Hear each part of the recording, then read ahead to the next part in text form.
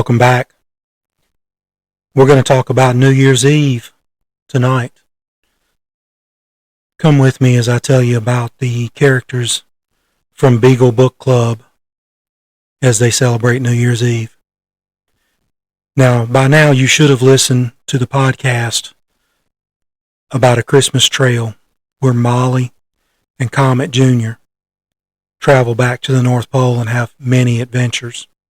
If you haven't, I recommend you look back on the page and listen to that one. I recorded it live at one of our organized hunts this year.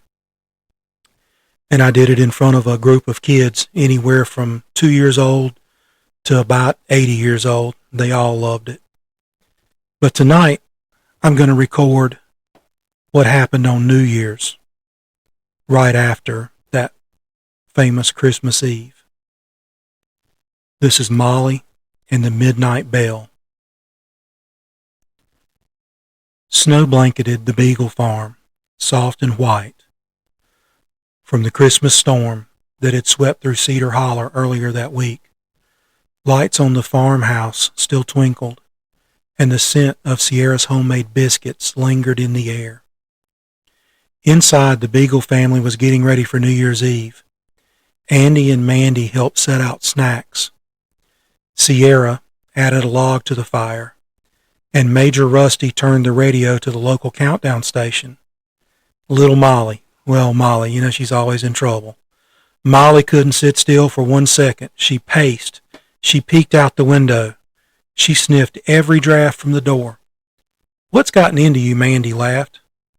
Molly leaned in close, whispering, "What if Comet Jr. comes back? What if Santa Paws sends a message? I smell something magical." And before anyone could answer, whoosh, a soft rush of cold and sparkling air swept past the porch windows. Molly's ears perked up.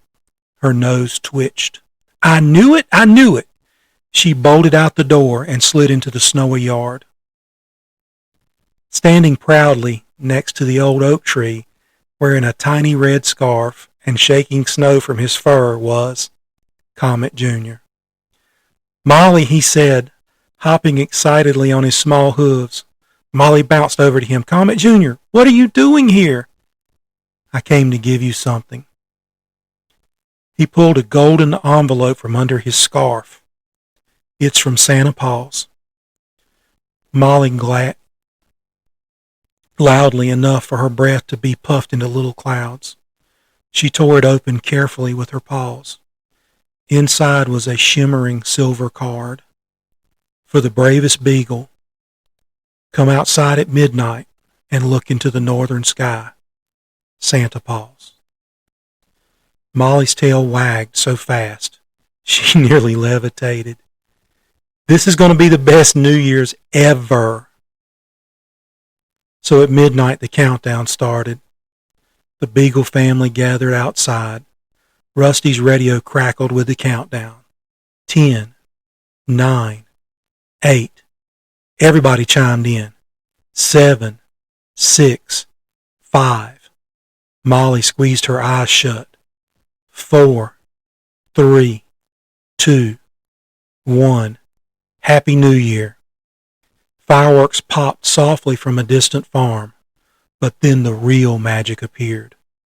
From the northern sky, a golden ribbon of glowing light unfurled across the darkness like a comet trail. A sleigh emerged from its glow. A sleigh pulled by reindeer, and flying beside them, proudly and glittering, it was Comet Jr. Santa Paws stood tall in the sleigh, his furry red coat blazing in the orange light. "Merry New Year, Beagle family," he boomed, his voice rolling like thunder softened by snow. The beagles howled with joy. Santa Paws tossed a sparkling shower of treats towards them. Each treat landed gently in the snow and transformed into a bone-shaped chew toy for Andy, a fluffy blanket for Mandy. We know she likes to curl up and write. a polished brass tag for Major Rusty, and a warm scarf for Sierra. And then for Molly, Santa Paws lowered a package wrapped in glowing silver paper. Inside was a tiny bell on a bright red collar. The North Pole bell, Santa Paws explained. It rings when someone is thinking of you. Molly pasted around her neck. It chimed softly, the first note of a beautiful song. Ding! And then her whole heart warmed. Santa Paws and Comet Jr. waved goodbye as the sleigh rose back into the sky, disappearing into a trail of golden stardust. The Beagle family hurried around Molly, admiring her new collar. What does the bell mean? Andy asked. Major Rusty smiled. It means that kindness travels far, farther than the woods, farther than the North Pole. And bravery, well, that carries into a brand new year. Molly looked up at the sky where the golden trail was fading into starlight. Her bell chimed again. Ding! And she knew that someone far away was thinking of her. It was going to be a wonderful new year. So I'd like to thank you for staying here with me and listening to my latest children's book. I wrote these books mainly for my grandchildren, and I've decided to share them with the world. So thank you for following the page. You're going to find all kinds of stuff on Tick Bite NC. You're going to find children's stories.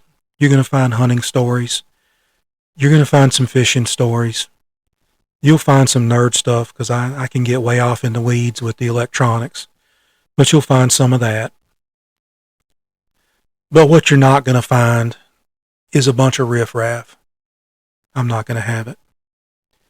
So, thanks for being here and thanks for listening. If you liked the story, if it brought you any type of joy at all, I want you to subscribe to the page. It's absolutely free. Won't cost you a dime. Click the like button on the video. Let other people know you liked it. And make sure to hit the alert bell so that when I post a new video, you'll know and you can come watch it. And you can tell me whether you like it or not. Leave me a comment. Tell me what you think. If you've got an idea for a story, leave a comment. Maybe I'll write a story about it. Who knows? So, thanks for being there. You guys are awesome. And I'll see you on the next video.